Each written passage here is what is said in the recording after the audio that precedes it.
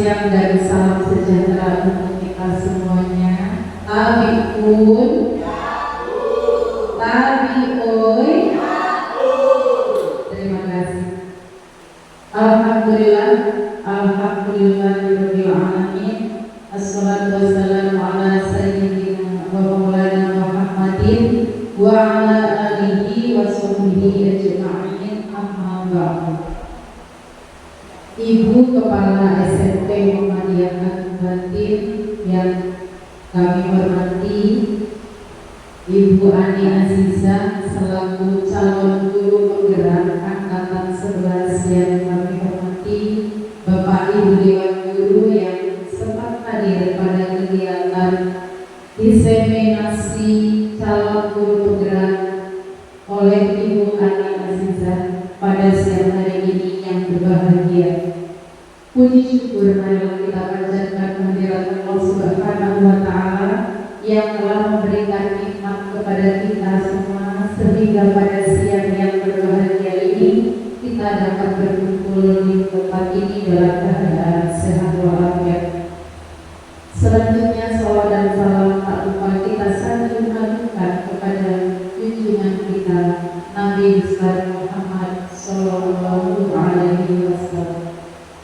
Baiklah Bapak Ibu Dewan Guru yang saya hormati, marilah kita buka acara kita pada siang hari ini dengan membaca lafal basmalah bersama-sama.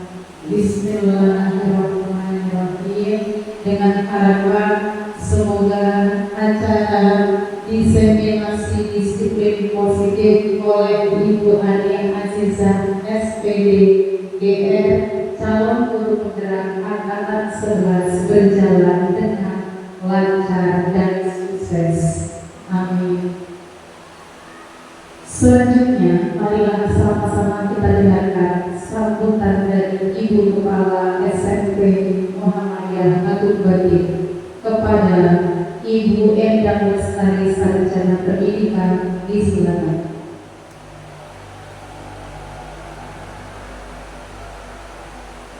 Baik. Assalamualaikum warahmatullahi wabarakatuh.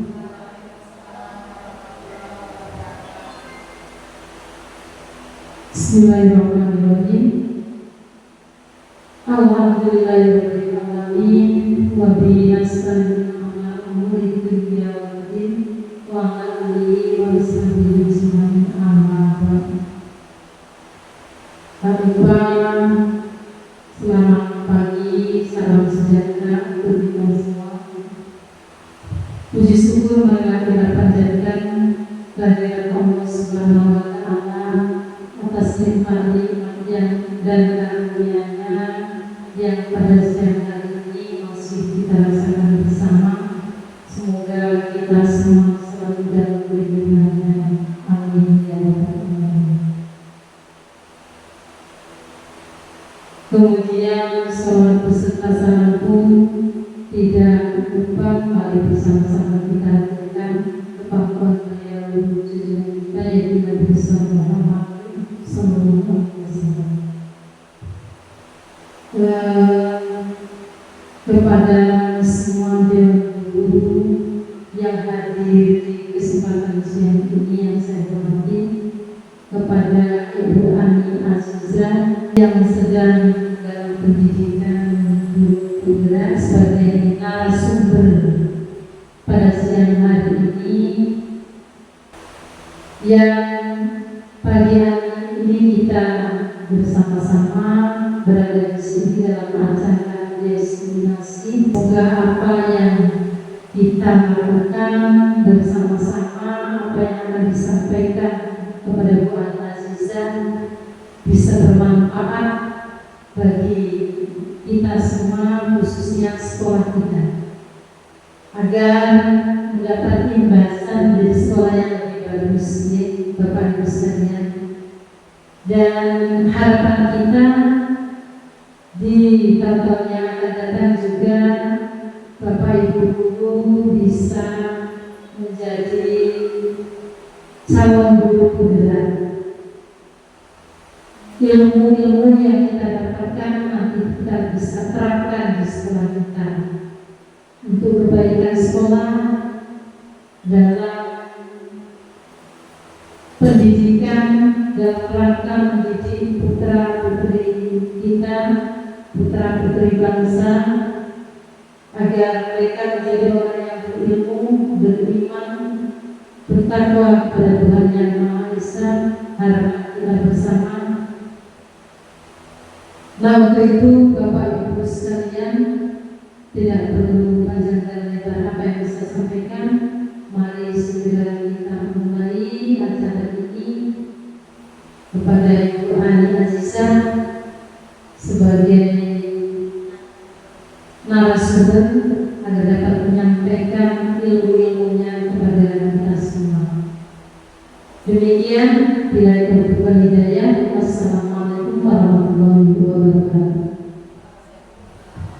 Waalaikumsalam warahmatullahi wabarakatuh. Terima kasih Ibu Kepala Sekolah atas sambutannya. Kita lanjutkan ke acara berikutnya, yaitu pembahasan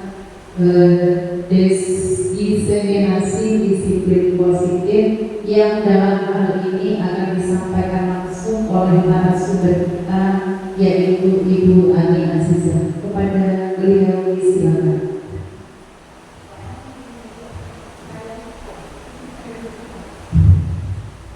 Baik, terima kasih. Assalamualaikum warahmatullahi wabarakatuh. Selamat siang Pak Agus. Abikul. Izin Bapak dan Ibu guru, dalam hal ini saya berdiri di sini untuk memberikan diseminasi. Bukan berarti saya lebih baik dari Bapak dan Ibu sekalian. Saya tidak menggurui, namun saya ingin membagi praktik baik apa yang telah menjadi pengalaman saya. Saya memberikan pengalaman juga kepada Bapak dan Ibu. Harapannya mudah-mudahan ini menjadi perubahan agar sekolah kita menjadi lebih baik. Seandainya saya berkata untuk apa kita berdiri di sini, maka Bapak dan Ibu menjawab bersenang-senang. Bisa? Coba kita. Untuk apa kita di sini? Untuk bersenang-senang. Oke. Saya ingin kita semua melakukan afirmasi diri. Nanti dimulai dari Pak Ayu berakhir ke Bu Ayu atau Bu Endar. Dimulai dari saya. Afirmasi diri untuk diriku hari ini: bahagia, semangat, ceria, bermanfaat. Tepuk tangan dong. Sekarang Pak Ayu, silakan Pak Ayu. Untuk pertamanya, Kita ulang afirmasi diri saya hari ini bahagia, semangat, luar biasa, bermanfaat. Jadi diri Pak Ayu hari ini harus apa ya yang positif. untuk afirmasi diri saya sekarang bahagia sekali, bersemangat dan sejahtera. Lanjut, pilih ke siapa? Pilihnya langsung. Iya. Sebutkan nama yang betul ya. Assalamualaikum warahmatullahi wabarakatuh. Nama saya Putri Budiani. Afirmasi diri saya hari ini: berbahagia, bergembira,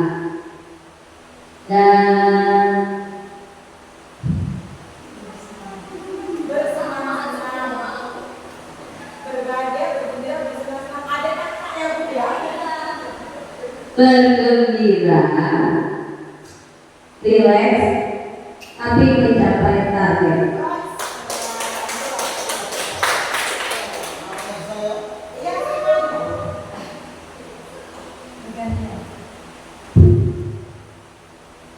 Assalamualaikum warahmatullahi wabarakatuh.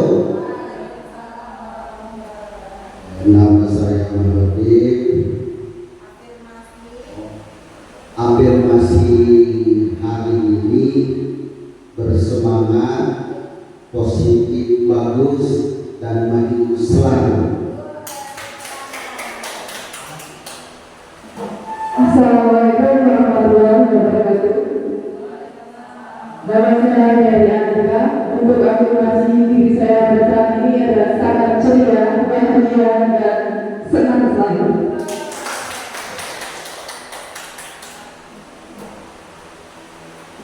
Assalamualaikum warahmatullahi wabarakatuh.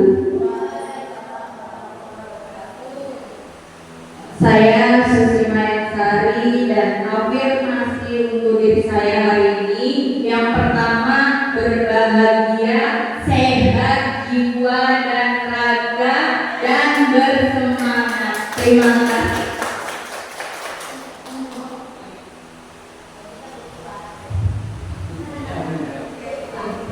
Baik, perkenalkan saya Ainun Jaria.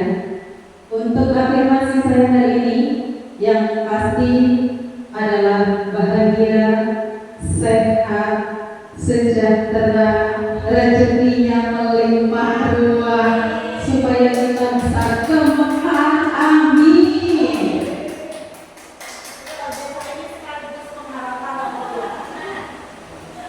Assalamualaikum warahmatullahi wabarakatuh. Saya Indah Bestari.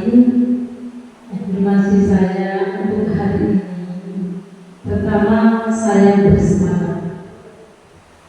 Senang karena sehat, melangkah maju dan terus maju hingga bahagia.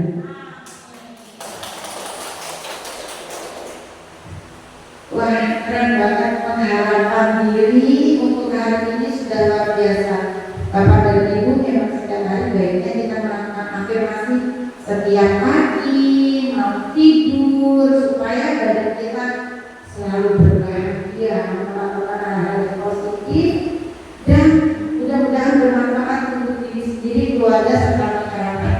Baik, dalam diseminasi disiplin positif, saya ingin mengajak Bapak dan Ibu untuk berkeliling-keliling ke alam pikiran kita tentang disiplin.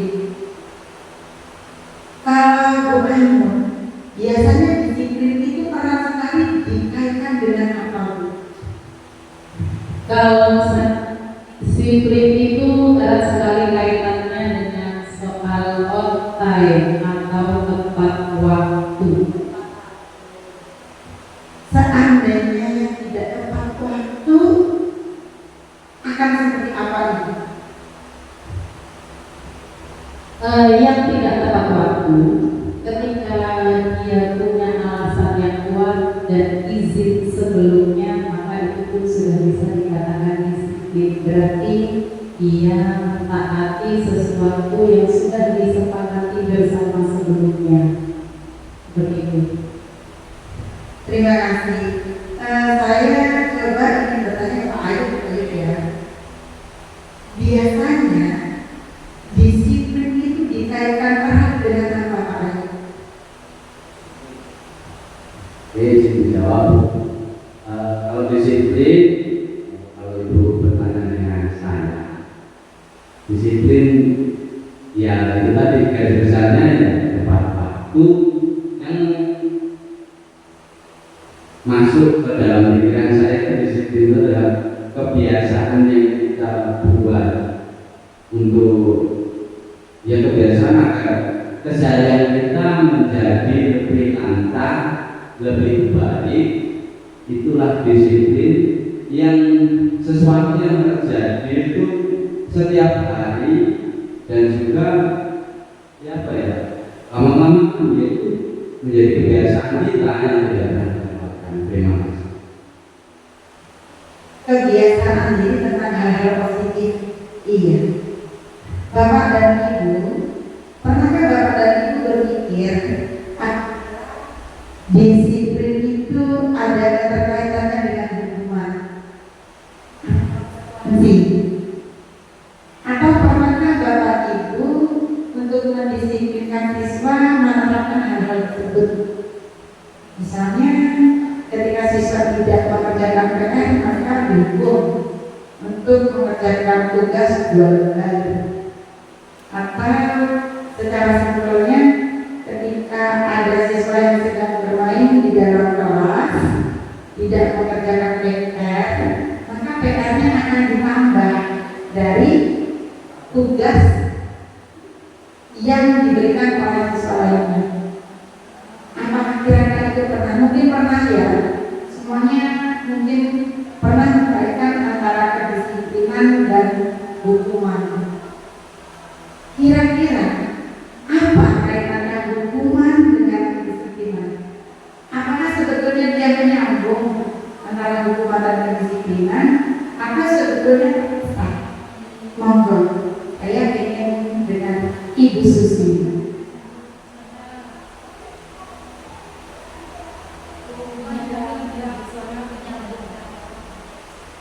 Hukuman dan disiplin itu berkaitan atau tidak gitu ya Bu ya.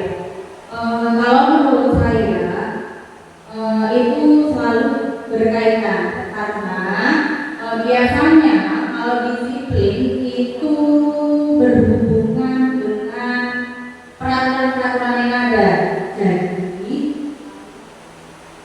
Jadi kalau misalkan kita mau memberi hukuman kepada anak, pasti terlebih dahulu sudah ada peraturan yang ditentukan. Jadi disiplin dan hukuman itu kalau menurut saya selalu berkaitan.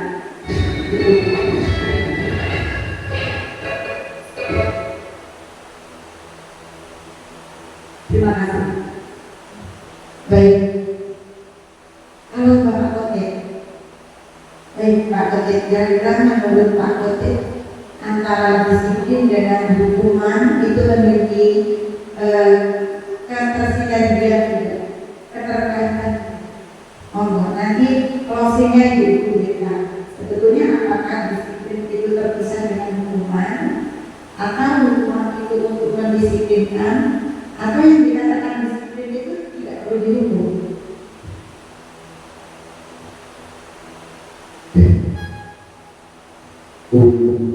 Hukuman dengan disiplin. Ya, kalau ibaratnya hukuman dan disiplin itu ya masih satu jalur. Ya, salah satunya kita contohnya disiplin mengenai tentang peraturan sekolah. Nah, di situ anak tidak mengikut peraturan ataupun kedisiplinan, pasti ada yang namanya sanksi atau hukuman. Makanya jadi itu sangat menyambung ataupun sangat benar-benar hukuman itu pasti ada. Salah satunya karena kita disiplin itu tidak ada hukuman atau tidak ada sanksi, maka itu tidak bisa kita tidak lanjuti. Nah, kalau sekiranya ada hukuman, berarti kita bisa menindaklanjuti anak tersebut dengan hukuman yang memang gimana caranya dia menjadi anak tersebut bisa lebih baik lagi. Itu saja. Baik, terima kasih. Terima kasih. Berarti mayoritas dalam ruangan ini sepakat antara hukuman dan disiplin itu berkaitan erat. Intinya adalah adanya hukuman itu untuk menertibkan suatu kedisiplinan itu Bapak Ibu ya. Nah ini hanya sebagai pengenal kita bahwasannya betul tidakkah yang dikatakan disiplin itu selalu berkaitan erat dengan hukuman. Maka mari kita cermati kalimat ini. Mari kita tanyakan kepada diri kita sendiri bagaimana kita berperilaku. Mengapa kita melakukan segala sesuatu?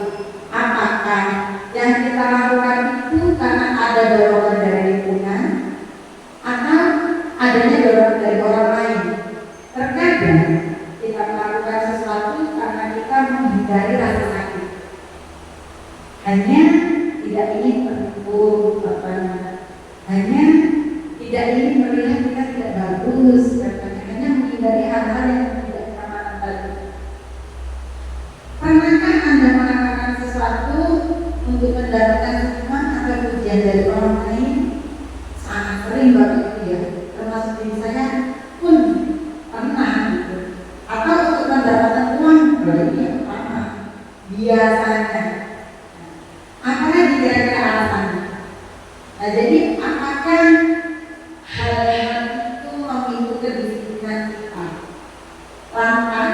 apabila kita tidak melakukan itu, apakah diri kita akan disiplin?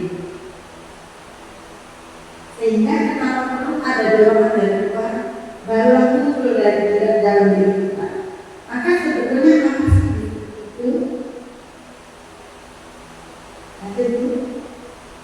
Iya.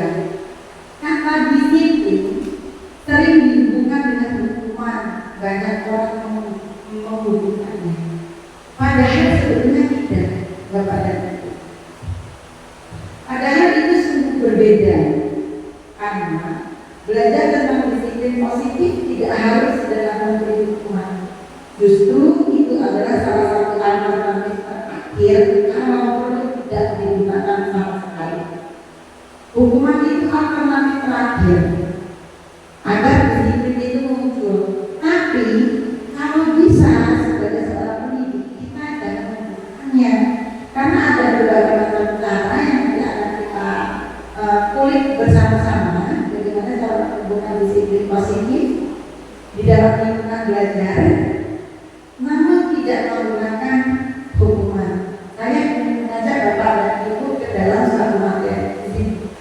Sebetulnya adanya hukuman itu kan kita untuk mengkontrol pola perilaku anak-anak, betul? Ya. Agar anak-anak tidak keluar dari koridor-koridor yang telah kita tentukan. Karena biasanya hukuman itu berkaitan erat dengan peraturan. Yang peraturan itu dikait-kaitkan erat dengan suatu kedisiplinan.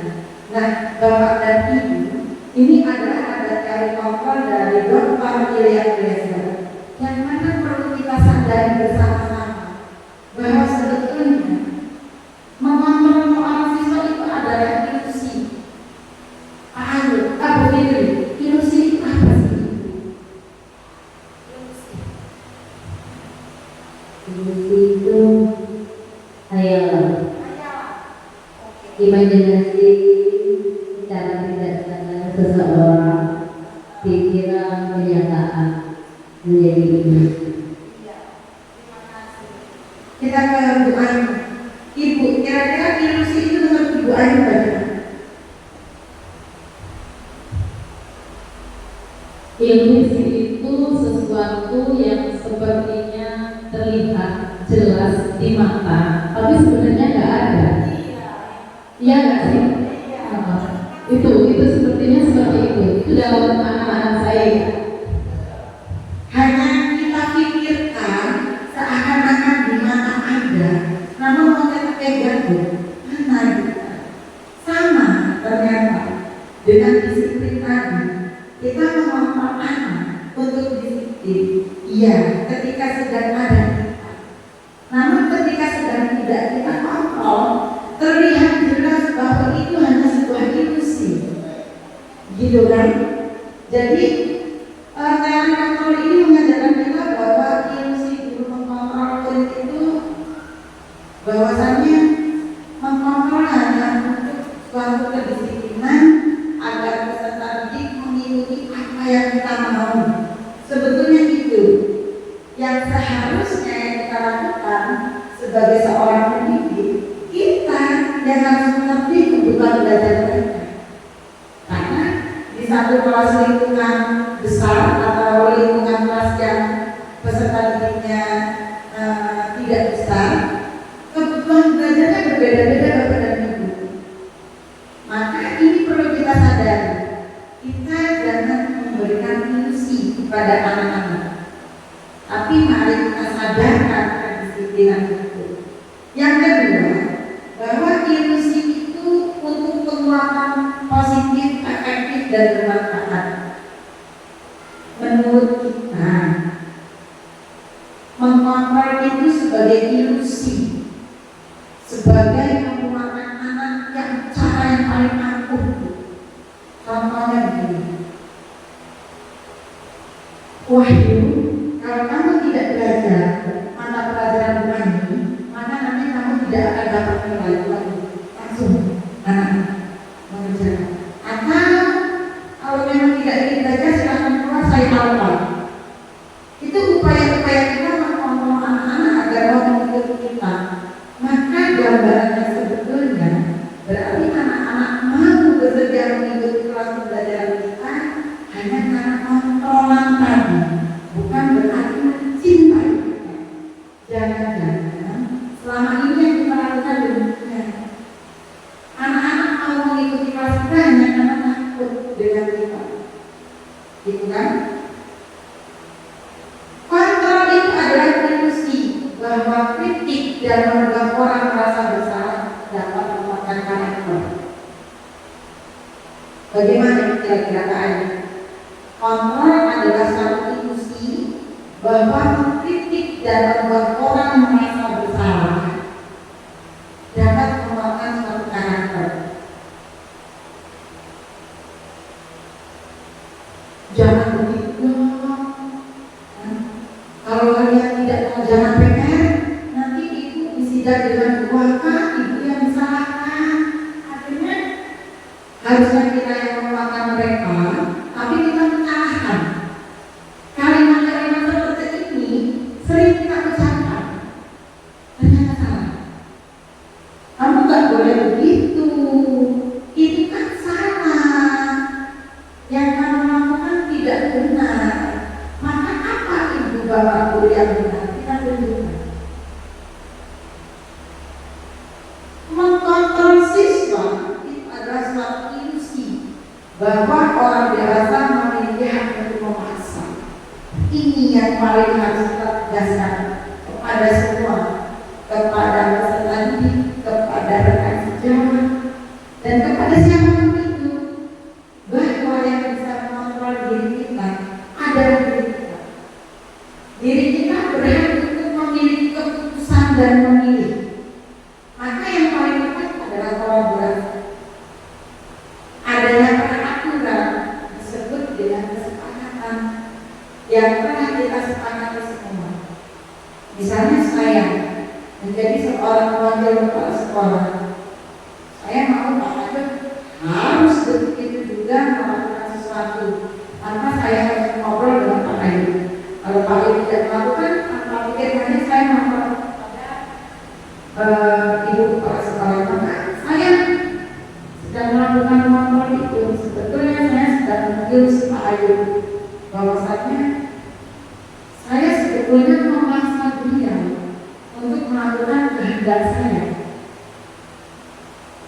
Maka apa yang harus kita lakukan adalah saling berkolaborasi. Sama halnya dengan anak didik, kita perlu melakukan kolaborasi. Bapak dan Ibu kayaknya kurang bersemangat ini. Untuk apa kita di sini? Untuk untuk apa kita di sini?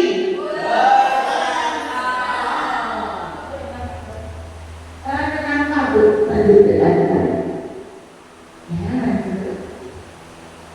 Present. Oh ya bisa.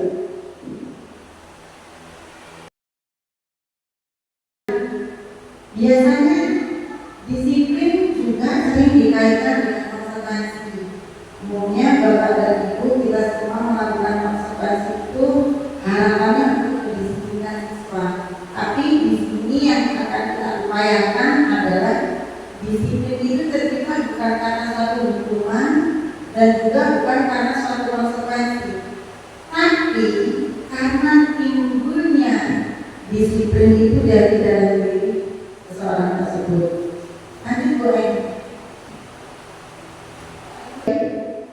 Ini ada slide pandan yang menurut saya sangat bermanfaat, yaitu saat kita berulang kali menjanjikan hadiah kepada anak-anak agar berperilaku tanggung jawab, atau kepada seorang murid agar mempelajari sesuatu yang baru, atau kepada seorang karyawan agar melakukan pekerjaan yang berkualitas, sebetulnya kita sedang berasumsi bahwa mereka tidak bisa melakukan.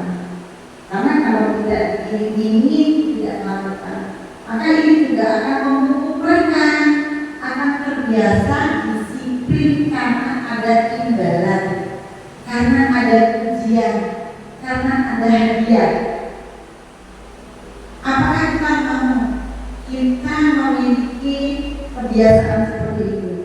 Jadi seseorang menyukai seorang murid menyukai matematika bukan karena ingin dia memecahkan suatu kasus, tapi uang dari guru, mendapatkan ujian dari Pak Ayu, atau mendapatkan perhatian lebih.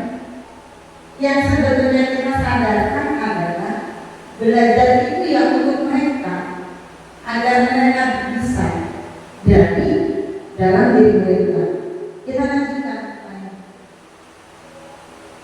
Lanjut Bapak dan Ibu, apa yang harus kita lakukan ketika segala upaya sudah kita lakukan, namun dirasa kondisi kita itu belum tercermin di dalam murid yang kita harapkan, yaitu dengan melakukan restitusi. Restitusi akan kita bahas nanti, namun saya akan mengikuti sedikit apa yang dimaksud restitusi, yaitu proses menciptakan kondisi bagi siswa di sekolah untuk memperbaiki kesalahan mereka sehingga dapat kembali pada ruang mereka dengan karakter yang kuat.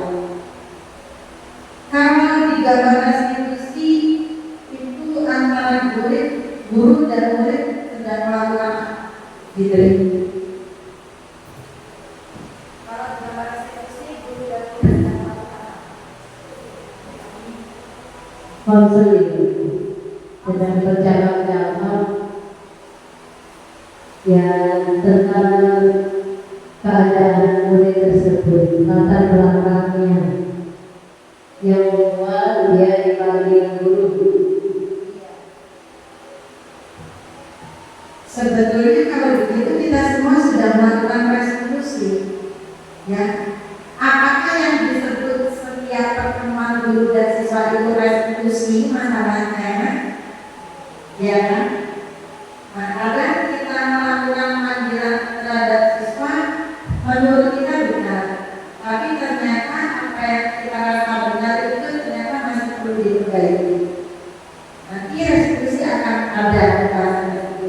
Kita lanjutkan boleh. Baiknya bagaimana Bapak dan Ibu ketika hukuman, konsekuensi, penghargaan itu dirasa kurang mampu menumbuhkan kesadaran anak-anak untuk menyukai dan mengikuti kegiatan pembelajaran kita berdasarkan dari dalam diri mereka. Solusinya adalah yang pertama, mungkin Bapak dan Ibu bisa membuat keyakinan kelas, yang mana keyakinan itu dijadikan sebuah kesepakatan. Bagaimana cara membuat suatu keyakinan berkolaborasi?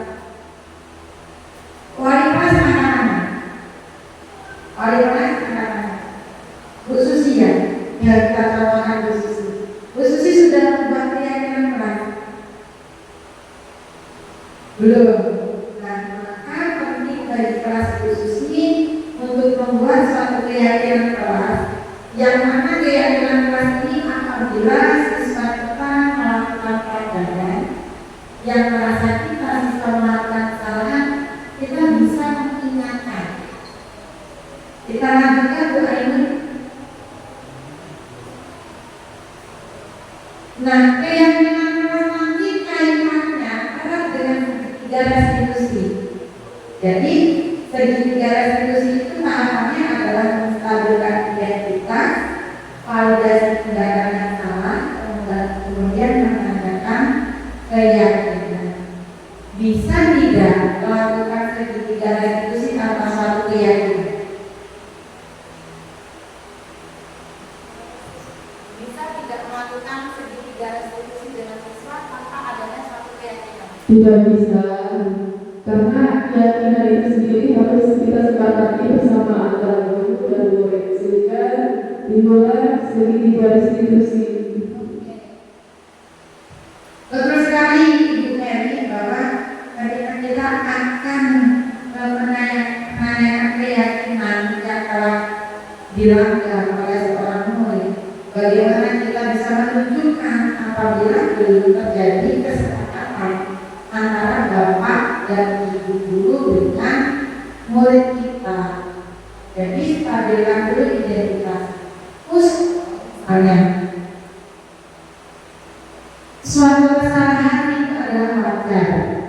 Agar tidak terucap ini kalimat-kalimat hardik, jangan sampai Puspa, kamu ngapain? Itu nanti oh, bukannya dia ingin bercerita, tapi yang ada dia langsung membela diri, kan begitu. Maka kita katakan melakukan kesalahan itu adalah manusiawi, tapi sebagai murid harusnya kita selalu berbuat kebaikan, kan gitu. Validasi tindakan yang salah tadi, si Cahaya menangis.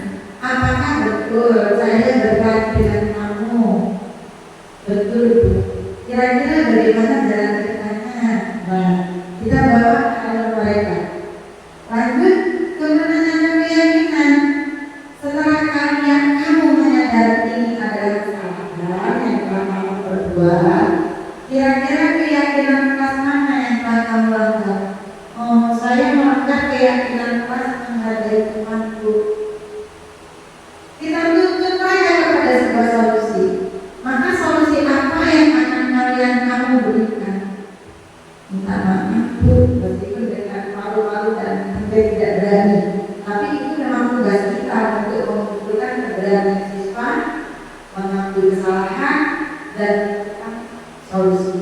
Karena Bapak Ibu, ketika anak berada di posisinya mati itu sangat bahaya. Merasa benar itu berbahaya.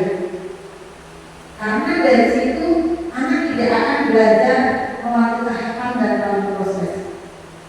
Lanjut doanya. Pembentukan atau keyakinan kelas ini ada beberapa tahapannya, yaitu keyakinan kelas itu bersifat abstrak daripada peraturan yang lebih rinci dan konkret. Contohnya kalau peraturan melanggar tata tertib sekolah, aturannya apa? Begitu kan? Kalau keyakinan tidak, menghargai teman adalah wujud untuk mewujudkan lingkungan belajar yang harmonis. Jadi kita arahkan membimbing mereka ke bahasa-bahasa yang positif, yaitu bisa merubah diri secara pelan. Sehingga kalau seandainya siswa melakukan konservasi, kita akan mudah menegakkannya. Kalau kamu tidak menghargai temanmu, maka lingkungan belajar menjadi tidak harmonis, menjadi tidak aman, menjadi tidak tenang. Padahal setiap manusia memiliki hak akan kebebasan. Keyakinan kelas berupa pernyataan universal. Pernyataan keyakinan kelas senantiasa dibuat dalam bentuk positif. Jadi harus memiliki kandungan makna yang positif. Ini kelihatan itu kalian ngobrol kita berbeda. Jadi pernyataan keyakinan kelas itu senantiasa dibuat dalam bentuk positif, sama dengan keyakinan bukan rata sekolah, sama dengan keyakinan kedisiplinan sekolah. Misalnya hadir tepat waktu adalah salah satu bentuk tanggung jawab dari kita semua. Maka sadarkan gitu, bukan hanya peraturan sekolah hadir tepat waktu, tapi apa hadir tepat waktu itu untuk apa? Gitu kan? Hadir tepat waktu adalah merupakan bentuk tanggung jawab kami.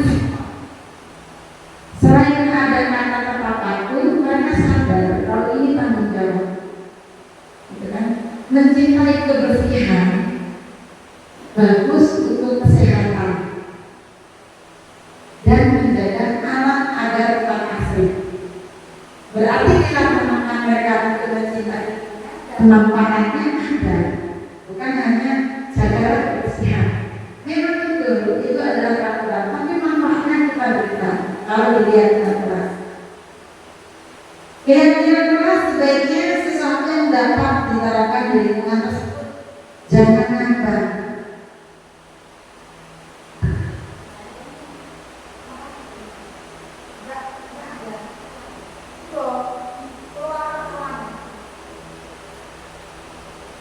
Semua warga kelas hendaknya ikut berkontribusi dalam pembuatan keyakinan kelas dalam kegiatan curhat pendapat. curah pendapat. Iya, jadi proses kolaborasinya dihidupkan. Kalau seandainya anaknya masih kecil, kita lakukan, kita ajak mereka berdiskusi dan berkolaborasi agar bersedia untuk menyuarakan pendapatnya, bersedia untuk dijawab kembali keyakinan keras dari waktu ke waktu. Jadi keyakinan keras yang telah dibuat bukan hanya untuk didiamkan. Setiap hari Bapak dan Ibu guru berbicara mengingatkan karena keyakinan kelas ini akan baru kita bentuk di sekolah kita. Maka kedisiplinan keyakinan kelas juga bertahap gitu. Bukan berarti langsung kita buat halamannya anak-anak langsung melakukan, tapi dengan tahapan. Nanti itu aja. Nah ini ada contoh keyakinan kelas. Judul kelasnya boleh dikasih kelas yang cantik dan imut, misal kelas 7 emas. Ini adalah bentuk keyakinan kelas yang belum dibubuhi dengan pesan-pesan positif, kan? Taat beribadah kepada Tuhan yang Maha Esa agar kita selalu mendapatkan kebaikan dan ridho-Nya, kan begitu dibubuhi. Menghormati guru dan orang tua, menghormati teman, itu kan seperti peraturan dibubuhi agar menciptakan suasana kelas yang harmonis. Nah, menjadi murid disiplin dan tanggung jawab dibubuhi kalimat apa?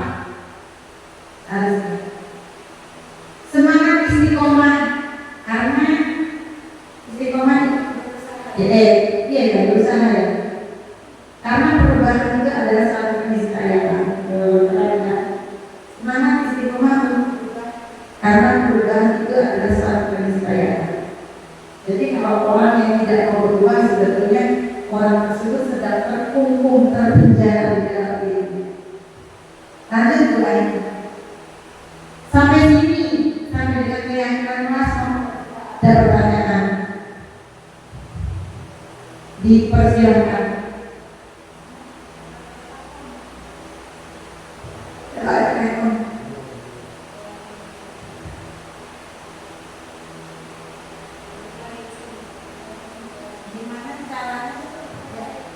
Oke, silakan begitu.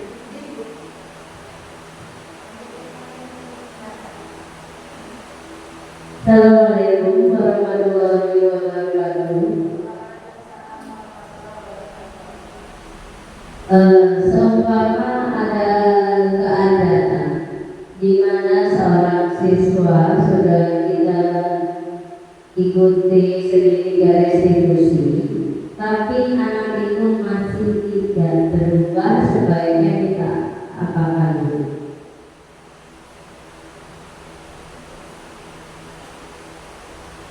Tahapannya segitiga restitusi memang kita mulai dari diri kita dengan siswa.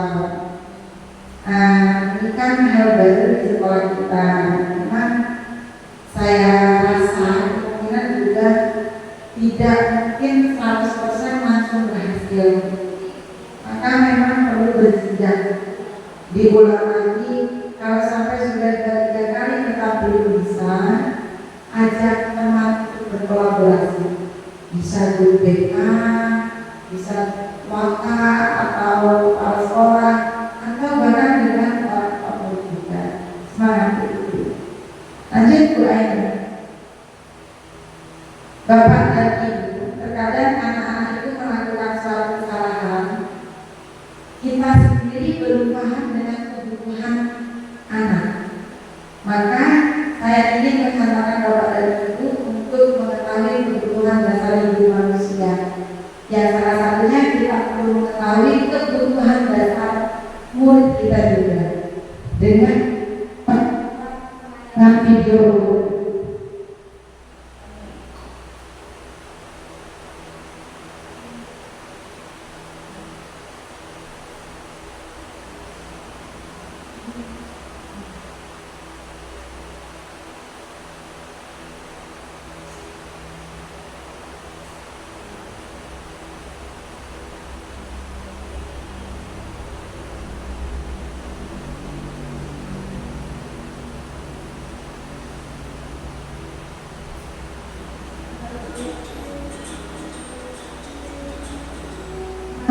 lingkungan sekolah. Ibu dan bapak guru hebat untuk membangun budaya sekolah yang positif dengan lingkungan yang aman dan mendukung murid untuk menjadi pribadi yang berdaya, seimbang, dan bahagia.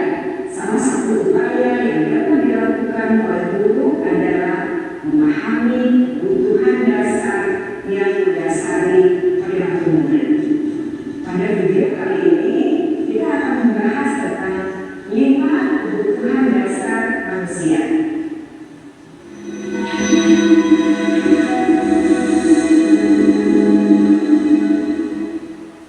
Ki Hajar Dewantara dalam salah satu kulipannya menyatakan, kita ambil contoh perbandingannya dengan hidup tumbuh-tumbuhan. Seorang petani dalam hakikatnya sama kewajibannya dengan seorang pendidik yang menanam padi misalnya. Hanya dapat menuntut tumbuhnya padi. Ia dapat memperbaiki kondisi tanah, memelihara tanaman padi, memberi pupuk dan air, membasmi ulat-ulat atau jamur-jamur yang mengganggu hidup tanaman padi, dan lain sebagainya.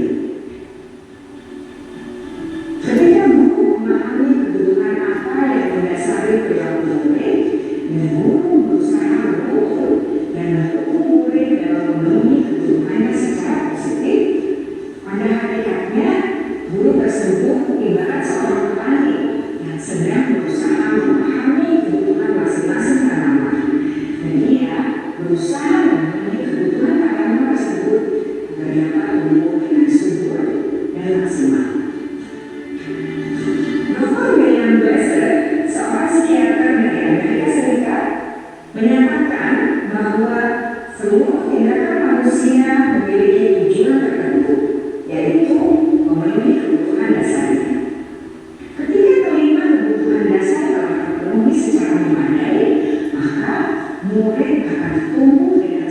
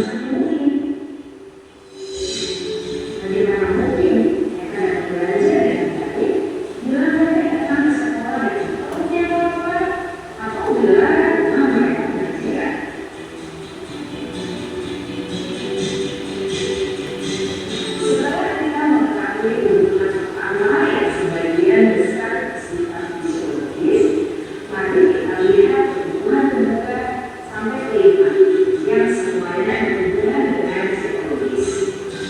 Mari kita lihat kebutuhan yang kedua, yaitu kebutuhan akan perasaan diterima oleh kelompok atau komunitasnya atau kebutuhan dalam ekonomi. Kebutuhan ini meliputi keinginan untuk tetap terhubung dengan orang lain seperti teman, keluarga, teman kerja, dan kelompok di mana kita tergabung. Setiap murid ingin menjadi bagian yang berharga dari kelas dan juga sekolah. Mereka juga ingin diterima oleh orang lain dan kelompoknya.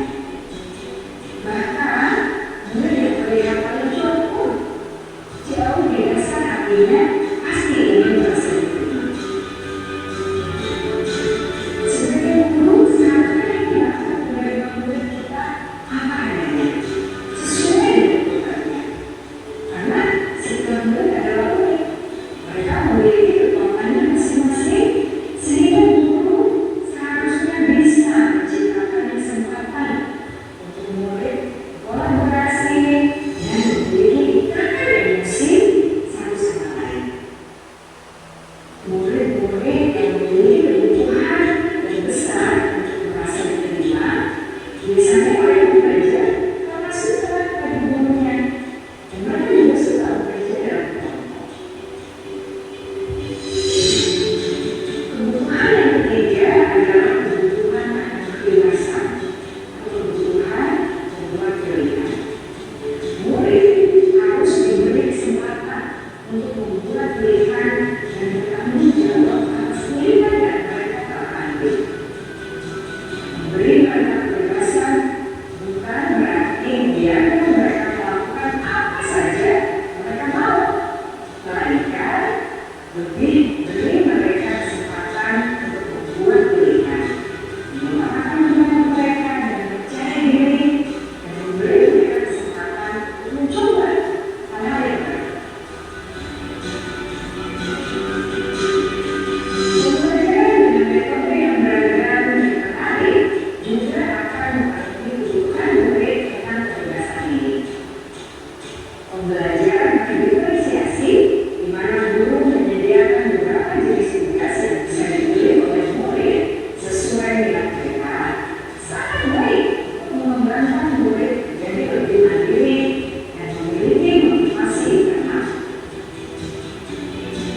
Karena kebutuhan akan kebebasan pada dasarnya adalah kebutuhan untuk mandiri, memiliki otonomi, memiliki pilihan, dan mampu mengendalikan arah diri sendiri.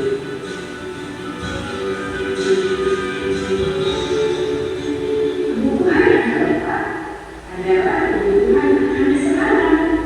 Mereka berperilaku hidup tanpa rasa senang, betapa menyedihkannya. Dosen memberikan kebutuhan akan kesenangan dengan belajar. Jangan sepelekan kebutuhan murid untuk merasa senang di kelas. Sebagai guru, jangan ragu untuk tidak sengaja masukkan kegiatan yang menyenangkan dalam kelas. Murid-murid dengan kebutuhan dasar kesenangan yang tinggi ingin menikmati apa yang mereka lakukan. Mereka juga konsentrasi tinggi saat mengerjakan hal-hal yang disenangi.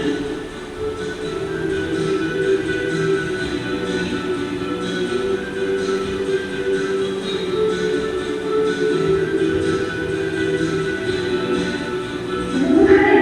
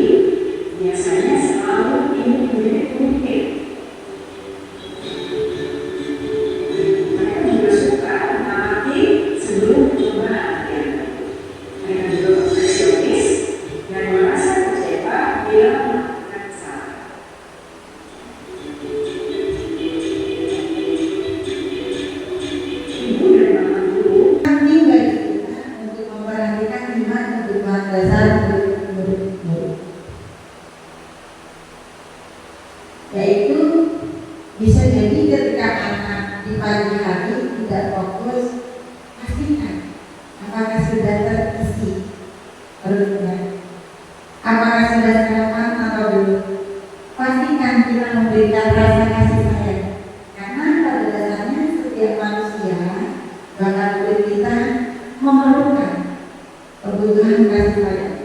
Dan kita memberikan kebutuhan kebebasan, bebas untuk mereka mengeksplorasi dirinya untuk menemukan tujuan pembelajaran. Selanjutnya yaitu kebutuhan kesenangan, penguasaan. Jadi pastikan di dalam kelas pembelajaran, di dalam lingkungan sekolah kita memperhatikan 5 kebutuhan dasar tersebut agar tercipta lingkungan belajar yang menyenangkan.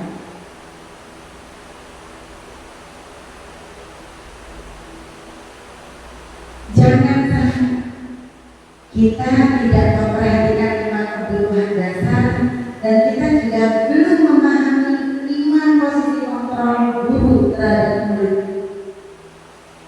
Jangan-jangan kita menjadi guru sebagai penghukum atau sebagai pembuat merasa, bahkan bisa saja kita menjadi seorang teman atau pemantau agar tujuannya tadi anak-anak terkontrol mengikuti apa kemauan kita. Jadi sebagai seorang guru, apakah diperbolehkan kita menjadi seorang guru? Monggo, Bu Ayu.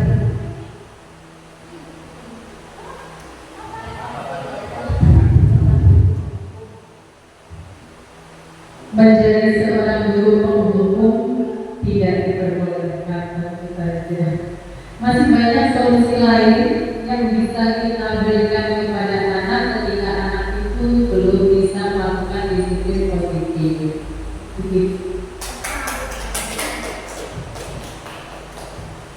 Betul Bapak dan Ibu, jangan sampai menghukum itu terjadi. Bahkan menghukum itu tidak hanya dengan fisik. Kita menghadapi itu sudah sangat menghukum mental anak-anak. Dasar kamu, telunjuk kita acungkan ke mukanya atau kita sentuh telinganya, itu sangat anak-anak sudah sangat ketakutan di dalam hatinya. Namun bisa saja mereka mengikuti. Yang selanjutnya kita ingin anak kita menurut. Kita melakukan oke, kita tidak menghukum, tapi kita melakukan tahap yang kedua, membuat merasa bersalah. Ayo dong dikerjakan tugasnya. Kalau nanti anak-anak main terus, ibu nanti ditegur dengan kepala sekolah. Berarti kita berada di posisi kita adalah sebagai seorang guru yang sebetulnya kita membuat merasa bersalah anak. Anak melakukan sesuatu hanya karena dia bersalah. Kalau jika tidak melakukan sesuatu, yang ketiga ini bagus, kita bersikap sebagai seorang teman. Namun murid membutuhkan lebih dari itu. Kita adalah seorang penuntut. Selanjutnya bukan hanya sebagai seorang pemantau, tapi lebih tepatnya setiap guru di muka bumi ini adalah beliau seorang manajer, seorang pemimpin pembelajaran. Kalau kiprahnya kita menjadi seorang guru, Bapak dan Ibu, keluar rumah, masuk ke pintu gerbang, semua permasalahan hilangkan, jangan dibawa ke sekolah, karena nanti akan berpengaruh ke anak-anak. Bagaimana anak-anak bisa bahagia kalau kita penuh dengan masalah yang dibawa? Maka pulangkan dulu masalahnya, berbahagia, dan kita bisa memberikan kebahagiaan. Lanjut Bu Ayu. Baik, Bapak dan Ibu, tahapan selanjutnya adalah jangan dilupakan untuk segitiga restitusi yang telah saya jelaskan tadi. Mudah-mudahan ini semua bisa kita terapkan. Bu Susi, wali kelas, kita bentuk keyakinan kelas dan kesepakatan kelas. Bapak dan Ibu guru hebat, buat sendiri keyakinan dan kesepakatan kelas per guru mata pelajaran. Karena begini, kita ini kan kelasnya SMP, bukan SD. Maka setiap guru memiliki caranya yang berbeda, yang harus mengerti akan kebutuhan siswanya. Bisa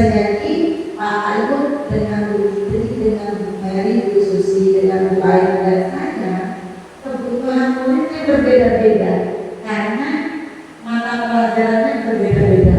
Maka apa yang harus kita lakukan? Kita melakukan strategi pembelajaran yang berbeda-beda. Tidak bisa sama. Begitu Bapak dan Ibu. Untuk apa kita di sini? Untuk bersenang-senang. Terima kasih. Demikian sesi materi dari saya kembalikan kepada Pak Ainur. Wabillahi taufiq wal hidayah. Wassalamualaikum warahmatullahi wabarakatuh. Oke, terima kasih, aplaus dulu untuk narasumber kita.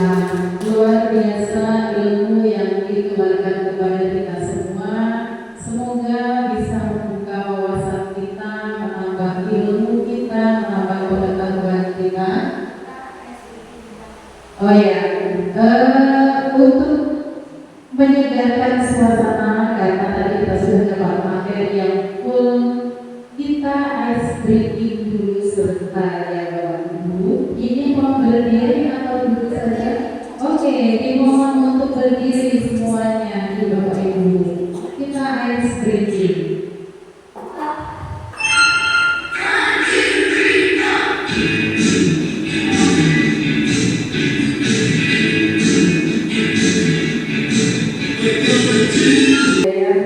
Wassalamualaikum warahmatullahi wabarakatuh. Assalamualaikum warahmatullahi wabarakatuh. Perkenalkan, nama saya Fitria Budiani selaku Wakil Kepala Sekolah Bidang Kurikulum. Setelah mengikuti diseminasi yang dinarasumberi Ibu Ani, saya merasa lebih semangat dan menambah wawasan saya. Semoga materi yang diberikan oleh Ibu Ani lebih bermanfaat bagi sekolah kami, dan semoga Bu Ani sukses selalu dan lancar selalu. Amin ya rabbal alamin. Wassalamualaikum warahmatullahi wabarakatuh.